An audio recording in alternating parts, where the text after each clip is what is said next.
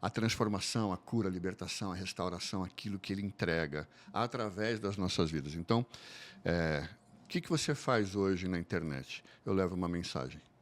Uma mensagem sobre Jesus. Jesus, esperança, restauração, cura, amor, perdão. Esse mundo precisa tanto. E como é que foi que você conheceu Jesus? Eu tinha 24 anos de idade, já faz um certo tempo. Hoje eu estou com 55. E meu pai faleceu.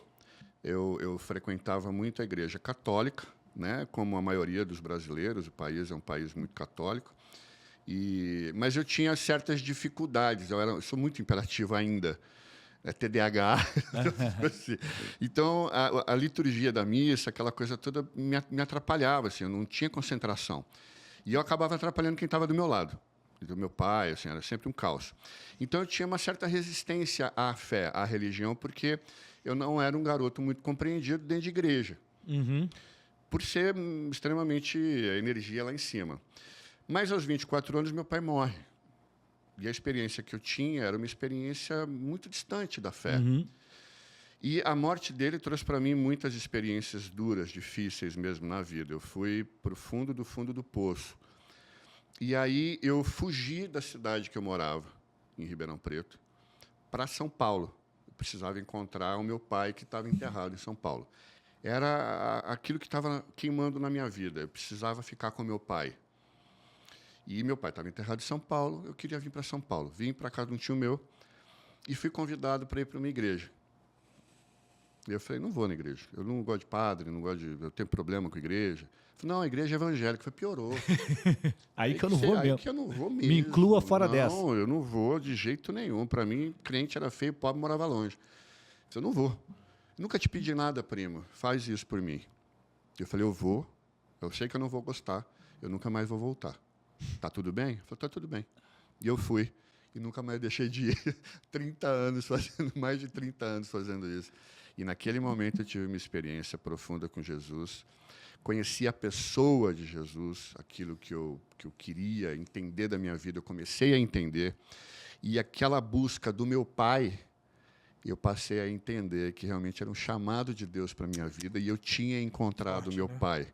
Não o meu pai terreno, que eu amei profundamente e que fui amado também. Eu fui um grande privilegiado com relação aos meus pais, os dois. Mas eu estava entendendo naquele momento que a minha ânsia de encontrar o meu pai era o meu pai eterno. Que eu precisava muito ser curado, ainda preciso.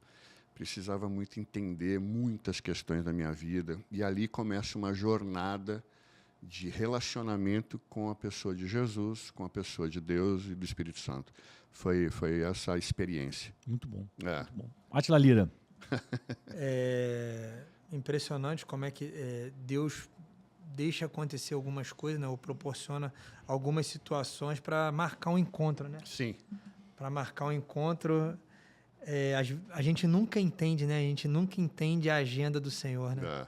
A gente nunca entende. E você teve esse deslocamento, saiu 400 e poucos quilômetros, mais ou menos, não é isso? 300 e pouquinho. Mas é uma jornada. É uma jornada. E para um jovem, né? Naquela época, 30 anos chorando dentro atrás, do ônibus, só com o dinheiro do ônibus. Aquelas histórias bem de filme mesmo, do roteirista. Isso, e você tá na igreja ali, na igreja você sente a presença, né? Sim. Que você, nos bastidores, o que você confidenciou nos bastidores, me tocou, por quê? Porque é um testemunho. É um testemunho forte que muitas das vezes você vai para a igreja contra a sua vontade, contra qualquer entendimento, e eu vejo que as pessoas ficam relutando o que Deus quer.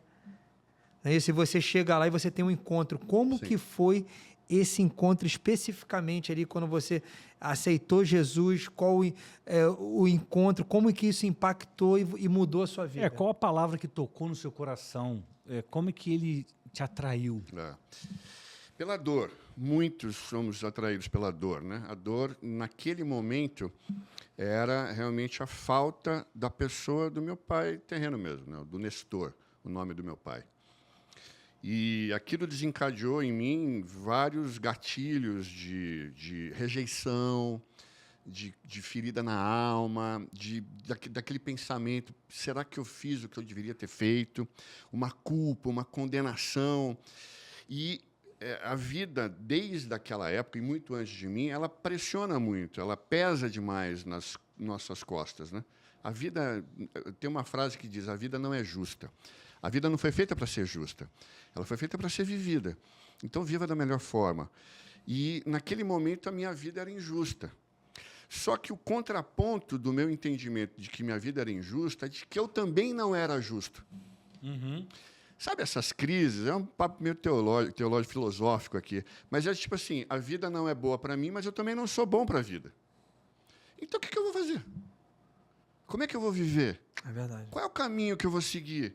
Porque eu não posso culpar uma vida que me culpa, mas eu culpo. E a vida me culpa também. E eu me culpo também. E para onde que eu vou com tudo isso? E entender na palavra, entender na Bíblia, entender ouvindo Jesus, conhecendo quem Jesus é, que eu comecei a decifrar o que eu precisava fazer em pequenos passos. Por mais que eu me jogo muito nas coisas, mas eu vou introjetando isso e vou dando os passos que eu preciso dar. Então, essa culpa não é minha. Eu não posso culpar mais o fulano, eu não posso culpar mais o meu pai, eu não posso me culpar por não ter feito algo. O que eu fiz é o que eu fiz. Tem uma frase, se eu não me engano, do Cortella usa, mas não é dele, faça o melhor que você pode com o melhor que você tem, até que você não tenha condições melhores de fazer melhor ainda. Então, o que eu tinha para entregar, eu entreguei. Mas qual é o meu alvo? Cristo. Porque ele não entregou melhor, ele entregou tudo. E essa imagem, esse amor, eu estou falando com vocês e meu olho já começa a marejar, porque é um amor que ele me constrange, eu não consigo ficar inerente a esse tipo de amor. Então, qual é a experiência da tua pergunta, Átila? É amor. É um amor que envolve, é um amor que restaura, é um amor que cura, é um amor que me alcança, é um amor que me envolve, o amor que me encontra no lugar onde nada e nem ninguém me encontraria. Ainda que eu estiver no mais profundo vale, aquele amor vai estar comigo. Ainda que eu não seja digno e não sou, mas aquele amor me dignifica. Então, essa mensagem de amor, que tem o seu peso de ser justo, porque o amor perdoa, mas não é por isso que eu vou ficar pecando. Né? Então, eu preciso entender essa relação um pouquinho. E hoje está uma coisa meio nebulosa, assim. Meio faz o que você quiser e Deus sempre vai perdoar. Espera aí, esse caminho é muito perigoso demais. Mas voltando para a pergunta, e eu falo demais, vocês me cortam, tá? A experiência foi o amor. Isaías tem uma passagem que fala que Deus...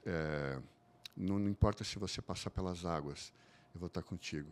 O fogo não vai te queimar. Eu vou dar o sul por tua causa. E aí ele começa... Você fala, cara, como ele pode me amar desse jeito se nem eu me amo? Quem é essa pessoa?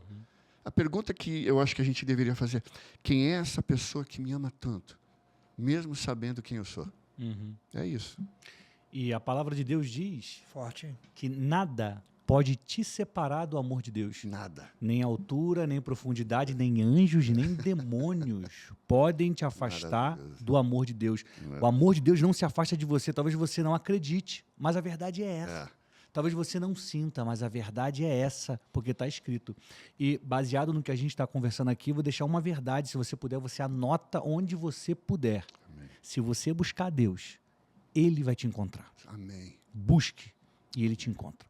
Baldan, conta pra gente uma coisa. Como é que foi esse momento em que você quebra, você é um empresário do agro, você quebra, você se reestrutura e aí você encontra um caminho. Hoje você é um mensageiro da palavra. Sim. Como é que foi isso? Meu pai teve uma experiência de falir também. E aqui eu vou colocar um gancho. Muitas das vezes, não é regra, mas muitas das vezes nós repetimos os padrões dos nossos pais. Eu ia falar isso agora. Muitas das vezes. Conhecereis a verdade, ela vai te libertar. Amém. Mas eu preciso conhecer essa verdade. Não é de ouvir falar, é de viver.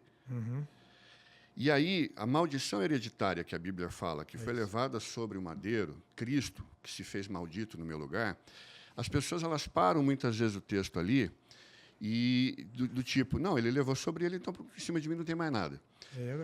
Negativo. Então você precisa conhecer profundamente essa passagem, o que Jesus fez, Porque toda vez que eu peco, e eu peco, abre um portal espiritual. E os primeiros demônios que vão me atacar são aqueles que conhecem o endereço da minha vida. Pode gravar isso. Os demônios que vão te atacar são aqueles que conhecem o endereço da tua vida.